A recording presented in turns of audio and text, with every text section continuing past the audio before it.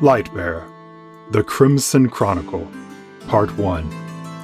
Written by J.A. Hawk. Read for you by Joshua Garner.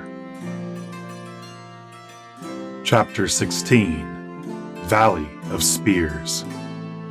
A breeze was assaulting the top of Fate's head, ruffling her fur with blast after blast of hot air.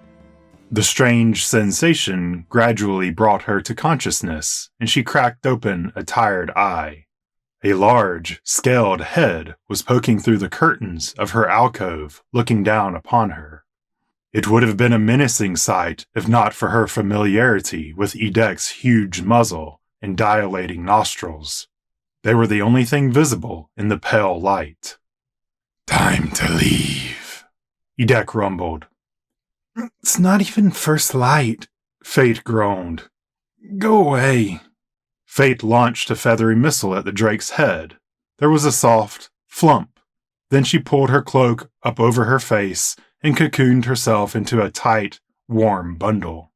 Her mind relaxed, ready to drift back to sleep when she felt the world begin to move underneath her. Alarmed, she panicked slightly and tried to throw off her cloak, but it was pinned tightly by some force. Fate felt a sudden sense of weightlessness and was deposited upon the cold floor in a crumpled heap. Fate pulled her head out of the tangled cloak and looked up, squinting. "You really are just the worst," she said venomously to the drake. Edek was holding the edge of Fate's mattress in his jaws. He spat it out with a few awkward chomps, and it thumped harmlessly upon Fate's head, adding to the tangled fortress of bedding about her. Fate groaned loudly and squeezed her eyes shut. She heard the drake's scraping paws take him away, replaced by the softer click, click of toenails upon the floor. Fate peeked out from beneath her mattress fort to see a dark burgundy paw set a steaming cup of spark nut down. Then it disappeared from view. Fate grumbled loudly again, attempting to make her annoyance known to all the world. She watched the steam issuing from the mug, as if to lure out a frightened, timid creature. Eventually the bribe worked. Fate gave a great sigh and slowly extricated herself from the tangle of bedding to gather up the hot drink. She sipped at the spicy contents carefully while attempting to bring the world into focus through bleary eyes. Fletch was already fully dressed. His armor of chainmail was donned underneath his thick, russet coat, which hung open in the front. Prince Felix was pulling the last of his gear out of his alcove, a yawn still upon his lips. Fate stared daggers at the hell-spawned drake, Edek, who was awaiting his saddling, laying patiently next to the heavy bags. Fate felt a little ashamed of herself. Once again, she was the outlier of the group, and the last to wake, yet nobody had said a word. From her mug she picked out the steeping spark nut fruit and bit into it, hoping the tart rush of flavors would bring her around to her senses faster. Indeed, after a few minutes and most of the spark nut brew had been consumed, Fate was feeling, well, not as vindictive as before. She stood up and stretched, reaching as high up as she could onto her tiptoes. She relaxed and pranced on the spot, trying to work life and warmth into her stiff limbs. Bending down, she gathered up the remains of her bedding. Edek was watching her from across the tiny cooking fire. Fate pulled an ugly face at the drake and stuck her tongue out at him for good measure, then carried the bundle back into her alcove. When Fate next emerged, she was armored in her leather jerkin and fully dressed for the cold. She looked around the area. Fletch and Felix had finished saddling Edek with his saddlebags, and everything seemed to be packed away properly, except for the fire, which had not been doused. Fate dragged her pack and weapons over to the twinkling flames. She dropped her gear and sat down on it. She took from the pocket of her coat the long woolen wraps which protected her feet from the bitter snow outside and began to bind them, a process which was better done where there was some light. When she was finished, she looked up to find Fletch, Edek, and Prince Felix standing next to the heavy archway awaiting her. She stood, doused the flames with a bucket of sand left by the fire, and kicked at the remaining embers to snuff them out completely. Fate hoisted her pack onto her shoulders and adjusted the straps so that she could reliably get to her quiver of arrows. Then, using her legs as support, she bent the arms of her long bow down and looped the string over the tip notch. Fate tested the tension of the string and was satisfied. Then she went to join the others. The wind whistled mournfully amongst the evergreens which dappled the peaks of Viernola. "What are we looking for exactly?" Fate shouted from the depths of her pulled-up hood. She clutched at the edge of the hood tightly with one paw. Despite her best efforts, the wind was most adept at pulling the fabric from her head and exposing her sensitive ears to the cold. Fletch's head was bare, and he seemed unbothered by the icy wind. Flecks of snow shone in his ginger fur as he moved from tree to tree, examining the land thoroughly. Fate looked back at the tall mountain and felt somewhat sad. By leaving so early of a morning, the waters of Yulfron had been in near total darkness, which had deprived them one last look at the marvelous caverns, and to Fate it felt a very anticlimactic and morose way to leave. Fate's gaze followed the little path they had cut in the snow down from the mountainside. They had left the caverns by the same entrance they had come. However, once they had passed under the engraved stone arches, Fletch had chosen a different path leading away from the mountain. It was not the same trail they had come up, but instead a small and hard-to-follow path which worked its way around the side of the mountain, and at times was little more than a gap between rocks or a struggle through overgrown brush. "Aha!" Fletch said triumphantly. "Here we go." The fox's ginger tail disappeared through a cluster of trees and undergrowth, its white tip lingering for just a second longer before it vanished. Edek and Felix followed him without comment. Fate glanced at the spruce underbrush for a second, then wrapped her arms protectively around Ivy and pushed through after them. Fate felt a thrill run through her as she suddenly realized where they were. Fletch was standing, gazing up at a stone statue with one of his paws resting idly hooked over the hilt of his sword, the other tucked into the wide strap of his sword belt. "I'm glad to see the old girl still standing," Fletch said briskly. "Didn't feel right leaving without saying hello." Fate joined Fletch at the statue, looking up at the carven depiction of the goddess. The creature carven of stone was unlike anything Fate knew of or had seen in nature. The statue had an angular body, which possibly resembled a hare. It had a plump, rodent-esque face with large ears like that of a rabbit, but they were much too long as they extended down the entire length of the creature's body. By contrast, it had a long stone tail which resembled the bushy brambles of a fox's, which looped around the base of a tarnished copper plate, weathered and turned green with age, upon which it stood. The statue reached up towards the sky, standing awkwardly on its hind legs, and resting in its forepaws. Bereft of the dexterity of fingers, it offered up a stone relief in the shape of a flame. "What is this exactly?" Prince Felix asked. "The underfoot entrance," Fate said with a smile. "There are plenty of statues of the goddess in the capital," Prince Felix said. "but I've never seen one depicted like this before. Usually she's intertwined with the great tree, and she looks more refined. This one feels older somehow, almost feral." "Perhaps you're right," Fletch said, brushing a bit of snow off the statue.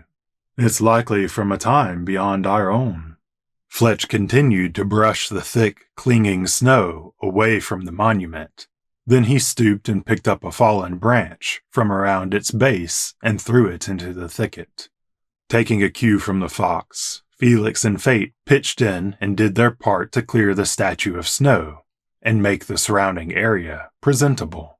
Once they were finished, Fletch stood back and observed the goddess statue in the light of the rising morning. He dusted his wet paws of any remaining snow and stuck them deep inside his pockets to warm them.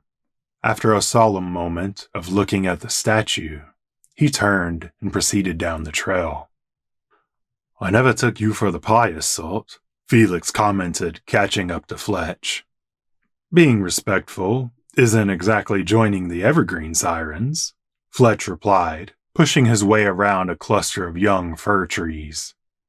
"I could have a Laurelville commissioned when we get to town," Felix teased. He snapped a small branch from a passing fir tree and held it out over the fox's head.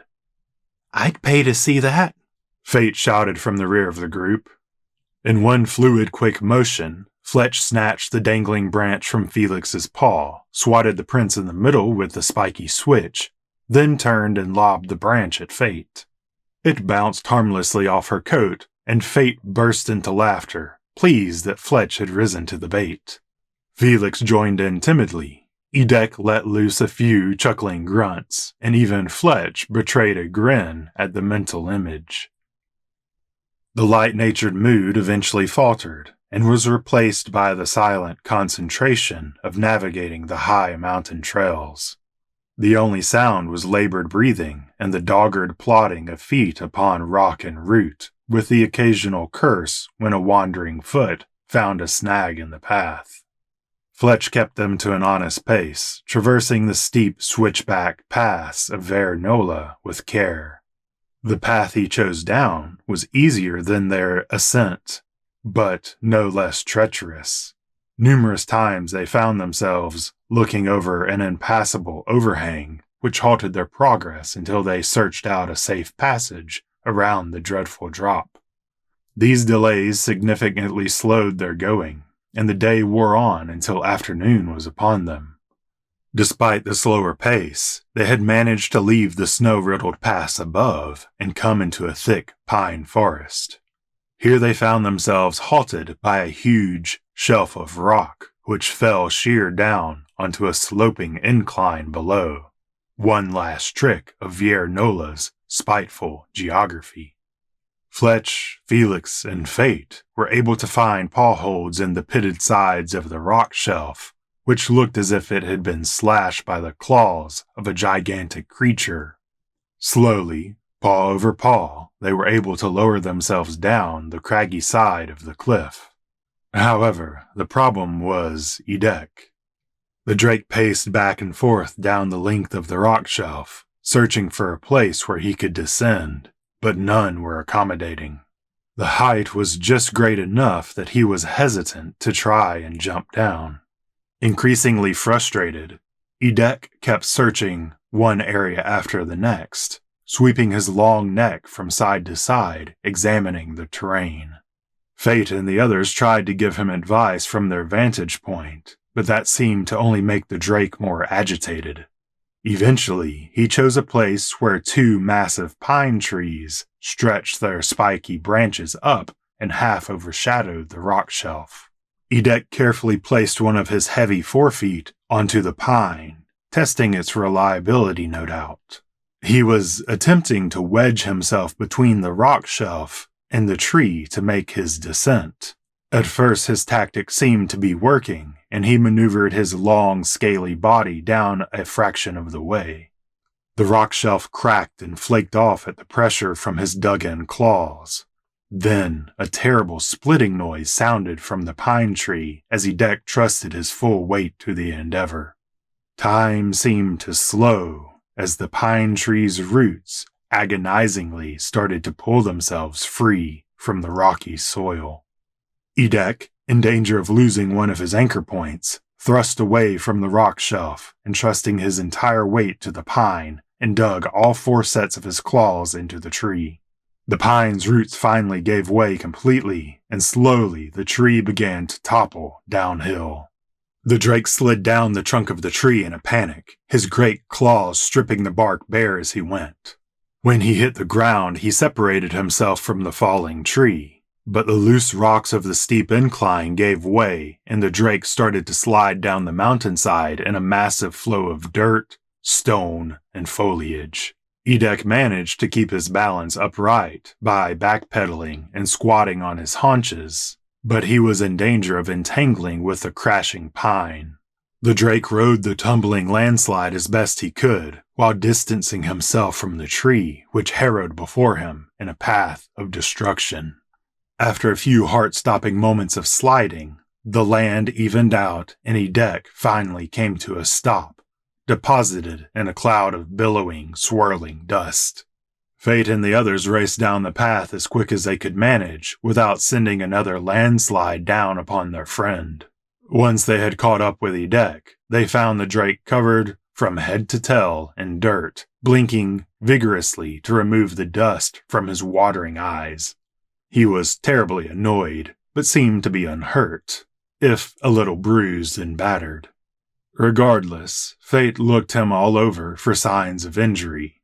Once she was satisfied he was not hurt, she released the Drake, and after a few minutes of rest, he seemed to be recovered.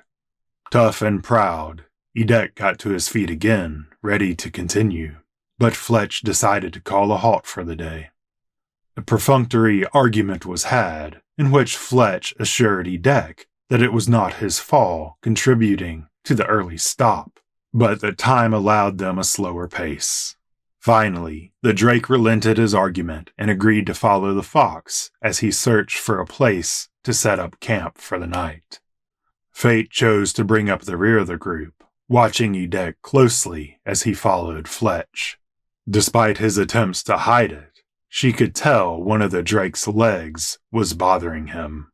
Likely a sprain, she surmised. It didn't seem to be overly serious, as he still put a majority of his weight upon it. It was not something she would fuss over unless it got markedly worse, mostly to save her the headache of dealing with the belligerent lizard's argument that he was fine. Fletch continued to lead them into the heart of the pine forest and away from the steep slopes that surrounded Viernola. They passed under the tall trees thick with their spiky cones which littered the path before them. The afternoon sun stabbed through the nettles, making the shadows dance as they moved along looking for a place to make camp. Eventually, Fletch chose a spot in a cluster of pines, which had released a plethora of their needles, forming a thicket of straw. The land had leveled out here, and after a few minutes of clearing the space of the conifer's fruit, it made for a pleasant spot to stop. As soon as they had decided on this place, Edek, not waiting to be unsaddled, dropped to his belly and stretched out his long legs tentatively. Fate sighed heavily. She would have to treat the Drake after all. She watched the way he attempted to stretch his foreleg and snarl as the bruised muscle resisted. It already looked to be swelling. If she did nothing, he would likely not be able to walk more than a hobble come the morning. Fate placed her pack upon the ground and gladly stripped off her jacket. It was slightly warm in the direct afternoon sun. She opened her pack and dug inside, looking for the bitter leaf ointment that helped reduce pain, as well as her water skin. She steeled herself, mentally, attempting to forge an argument that would bypass the Drake's pride and get on with what needed to be done. Unbidden, an image of Soraya flashed through her mind, confident in her purpose as she healed Felix. How would she deal with Edek? Fate wondered as she looked up at Edek, who was basking in the strong sunlight. The reflection off his scales gave him a jeweled appearance. Perhaps a more direct attack on the problem was the solution. Yes, that might work, she concluded as she moved towards Edek with the bitter leaf ointment and water skin in paw. Fate would tell the Drake what was going to happen, and then she would do it, and hear no argument. She grinned to herself. She may have resolved herself not to hear his viewpoint, but that did not mean that he wouldn't complain. Fate set about tending to Edek, who indeed complained at every available avenue. Fletch and Felix hurried over to Edek and unburdened him of his saddlebags as quick as they could, then left him and Fate to their battle of wills, while they tended to the matter of setting up camp. They laid out their sleeping gear atop piled-up mounds of pine straw and arranged a small stone circle where they could make a fire. Felix wanted to spar with Fletch, and the fox agreed to use what daylight they had left for that purpose. At first they went through the forms with their steel blades, warming up their muscles and practicing their various cuts, undercuts, and thrust. Felix was frustrated, as he still had some trouble mastering Torrent's longer blade, but Fletch praised him on his determination to do the forms correctly. After they had significantly gone over the forms, they retrieved their sparring sticks from among the saddlebags. The air was soon alight with cracks from the foe swords, as Felix and Fletch attempted to fend one another off, trading striking blows, or in some cases, fist. Felix let out a winded grunt as the weight of Fletch landed on top of him. The prince had just been punished for a wild swing as the fox grabbed his arm, kicked his leg, and used his body weight to send the rabbit head over tail, sprawling into the dirt. "What was that?" Prince Felix wheezed, trying to catch his breath. "That was the Prince of Landor being killed by his own big feet," Fletch said. "Keep your blade between you and your enemy at all times. Never let it wander." Fletch pulled the prince roughly up by his arm. Distance and timing make for true skill with a sword. They looked around as Fate joined them. She settled herself at the edge of their sparring circle with her legs tucked neatly under her and set about rubbing her temples. "Want to have a go at the dead rabbit?" Fletch asked, poking his stick at Felix. "No, thank you," Fate said, exasperated, tossing a glance over her shoulder at Edek. "I've fought my battle for the day." The drake had his back firmly to them, curled in a tight ball. "Is he all right?" Felix asked. "Just sulking," Fate answered. "Are you two going to train, or what?" "Aye," Fletch answered with a smile, turning to Felix. "You heard the lady." They began trading blows in earnest now. Felix was more reserved, attempting to keep Fletch at bay while looking for an opportune moment to better him. "Incoming!" Fate yelled. Fletch ducked as a pine cone came whistling past his head. Felix, seizing the opportunity, openly lunged at the fox. Yet he paid for his lapse in judgment as Fletch nimbly twisted backwards, landing on all fours, before rising with a brutal, upward cut that caught Felix under the wrist. Felix yelped in pain as his weapon flew from his numb paws. "Now he's a pawless prince," Fletch said casually, crossing his own paws and resting them on his faux weapon, point down in the dirt. "You're obtaining a lot of titles today." Okay, Felix said, nursing his stung wrist. "I'll get the picture. Stay balanced." He slowly retrieved his lost stick. "There's hope for you yet," Fletch said, grinning and sinking into a defensive stance.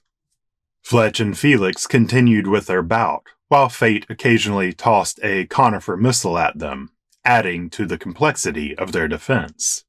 They sparred, trading blows until their fur was damp with sweat, and the light had failed to the point where they were in danger of true injury from a misjudged strike. They retired to the comfort of the fire, which was warding away the nightly chill, which now became evident with the lack of exertion and played icily about their damp bodies. They made a meal of their stores, not very fine, but hot and welcome after the day of travel. Edek was moody and sullen through most of the meal, speaking mostly in dark glances. He became a little more relaxed after Fate specifically roasted him a few strips of salted meat in the embers of the fire, making them crispy and burnt around the edges. Each of them had retired to the comfort of their own devices after having built up the fire for the night. Fate had pulled her covers over to Edek, and with the goodwill she had earned with her treat, was resting with her back to the great lizard's belly, eyes twinkling in the flickering flames and becoming ever drowsier. Fletch was playing with his pipe, slowly packing it, but in no hurry to see it lit. It was still and quiet, and the nightly noises were just beginning to sing in earnest. Felix, however, seemed restless. He was sitting on his blanket roll, watching the fire, but was fiddling with the hilt of his sword. He would loose the metal in the scabbard, then click it shut again, all the while stealing glances at Fletch and Fate before returning to his nervous capers. After a few moments of this behavior, Edek, who had seemingly been content, lifted his head and looked directly at the rabbit across the fire from him. "I shall roast you on this fire if you do not be still," Edek said. There was no hint of jest in his voice. "Oh," Felix stammered. Right." His paws tightened on his sword for a moment. He clicked it shut one final time, and then firmly placed it to the side. Fate looked up from the depths of the fire and shook her head drowsily for a moment, then focused on the prince. "What's wrong, Felix?" she asked. Felix started, but looked nervously around at the others. "Come now," Fletch said. "Let's have it. The longer you tarry, the more likely Edek will act on his worst impulses." Edek snorted, shuffled around a bit, which jostled and pitched Fate roughly, and finally laid his massive head back down with his nose to the wind. Prince Felix took a deep breath and let out an enormous sigh. "What will be expected of me," he asked, "when we do reach Heldor?" "Well, at least you chose a proper topic to be worried about," Fletch said, plucking a twig from the fire and lighting his pipe with a few heavy draws. After it had been satisfactorily lit, he tossed the brand back into the fire and sat back looking at Fate for input. "It's hard to say, really.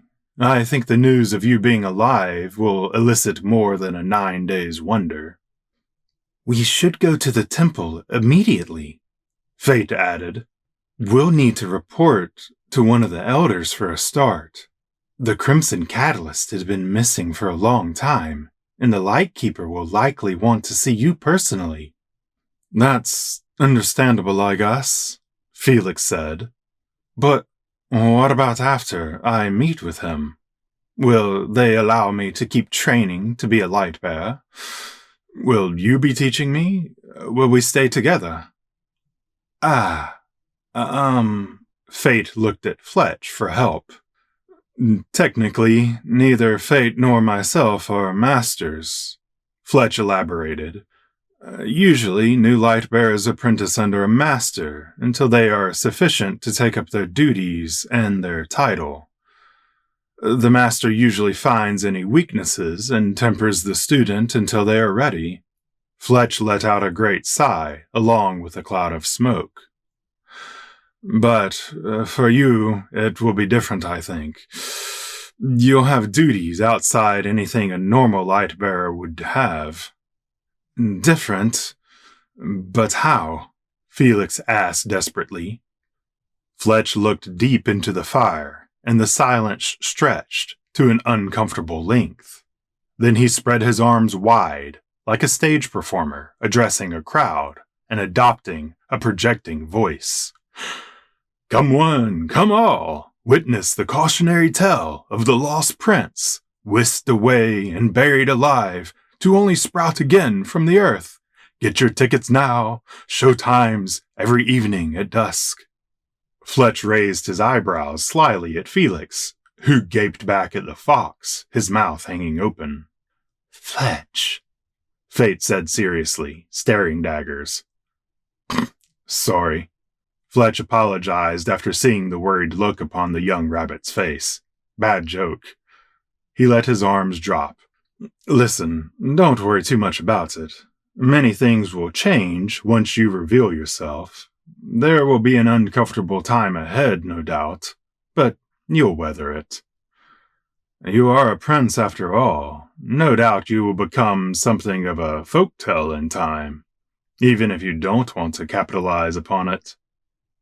"Everything will work itself out," Fate encouraged. "And, even though we might not be the ones teaching you, we will still be around for a while. At least until the dust settles, so to speak. Fate stifled a yawn. But if we're ever to get off this blasted mountain, we should probably get some sleep, don't you think? That boat should have sailed a long time ago, Edek said under his breath. Fate elbowed the drake hard in the ribs, gasped in pain, and rubbed vigorously at the end of her joint. Edek's sides vibrated in silent laughter. They did sleep, and morning eventually found them. Crisp and cool it was, but thankfully without any snow. The wind came heartily down from the mountain, but it was at their backs and did not bother them as they started for the valley. By Fletch's reckoning, they should be within a day's march of the city of Heldor, and they felt inclined not to rush. They had only traveled for an hour or so when Fletch stopped just outside the line of trees that blanketed the base of Viernola. He looked out into the lands beyond, rolling lands where one could see far, especially in the bright light of a clear morning. The many hills stretched eastward down into the valley to where Heldor inevitably awaited, nestled against the twinkling sea in the distance. It was a beautiful, serene sight. Now that the threat of bad weather was behind and the prospect of a town ahead, the spirits of the company were lifted. Voices spoke in cheery tones as they rested for a moment, enjoying the end of the forest and looking down into the bright valley. However, Fletch was not as moved as the others by the sight. Instead, he stood rigidly, surveying the lands below. The valley stretched gently out before them, and the distant port city butted against the salt water.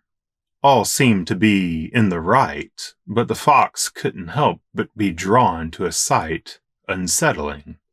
Where everything else was bright, clear, and slightly windswept, there seemed to be a haze far in the distance, off to the north.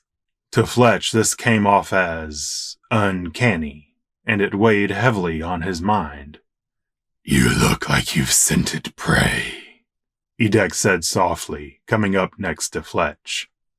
Fletch did not move, but to shield his eyes from the sun, and continued to look at the anomaly. "There, to the north. Tell me, what do you see?" he asked, slightly under his breath to the drake. Edek followed the fox's gaze, unblinking and unfazed by the bright light. "Bit of cloud," he said after a while of looking at the land.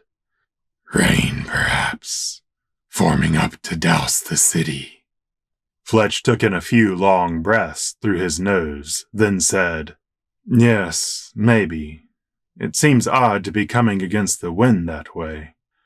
"I bet I can beat it," Edek said. "I will sleep on dry floors tonight, even if you slugs tarry behind to get drenched." "No," Fletch retorted. "I don't think it'll come to that. We should be in the city by the time it finds us. Come on, let's attack the miles while the sky is kind, and find an L once it brings its fury to bear." At that, Fletch put away his clouded worries and waved to the others, urging them to follow as he and Edek moved on. The path was as clear as the sky above, and it did not take much navigation or skill to lead them the right way. They stopped only briefly to gather small provisions out of their packs and drink from their skins, before deciding to keep moving while eating their food. As they traveled, the spirits were high, and a snatch of a song or a joke would occasionally grace the hillsides. The city, which grew ever closer, emboldened their weary feet, with the promise of comfort and shelter after the long days in the mountains. Still, as they went, and as much as Fletch tried to ignore it, a shadow fell upon his heart every time his gaze turned northward. The distant haze persisted, and what was more, it seemed more determined than ever to land upon the city, as if some malevolent force was driving it onward to catch them out before they could make the city. This feeling grew as the day waned into the later hours of the afternoon, and before long the feeling had become an omen. Fletch caught himself more and more gazing towards the north, examining the coming weather. It was such a strange phenomenon. The distant haze, which was still miles away from the city, seemed to twinkle in the most bizarre way. It was unlike anything Fletch had experienced in his many years of traversing the land. As the afternoon sun dipped lower, casting longer shadows about the hills and dells, the twinkling haze persisted, but the city of Heldor grew ever larger in their view. Sometimes they would lose it as they traversed down into a dell, but every time they crested the next hill, it would be awaiting. The others couldn't help but speak about the city as it neared, voicing what they wanted to do once creature comforts were available to them again. Finally, they crested one of the last hills, and the great port city of Heldor was laid out before them, no further than a few paltry miles between them and the journey's end. Smiles in the company were abound, and the mood was light for everyone except Fletch. His humors darkened as his eyes fell once more upon the twinkling haze. No, he thought, not twinkling exactly, but reflecting the afternoon sun. Fletch's face turned hard as he finally realized what he had been seeing in the haze for the first time. It wasn't a fog, and it wasn't an encroaching rainstorm. It was an enormous cloud of dust. Dust kicked up by hundreds of feet, and the twinkling light were reflections from the tips of spearheads. The unnatural haze was an army on the march. Thank you for listening to this audio recording of Lightbearer by J.A. Hawk. If you enjoyed this production, consider supporting the author's work. Your support goes a long way in helping independent artists with projects like this one.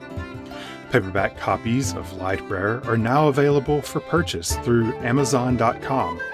And for readers who prefer a hardback version, they may be purchased through BarnesandNoble.com. Follow the links below or scan the QR code to pick up your copy of Lightbearer today.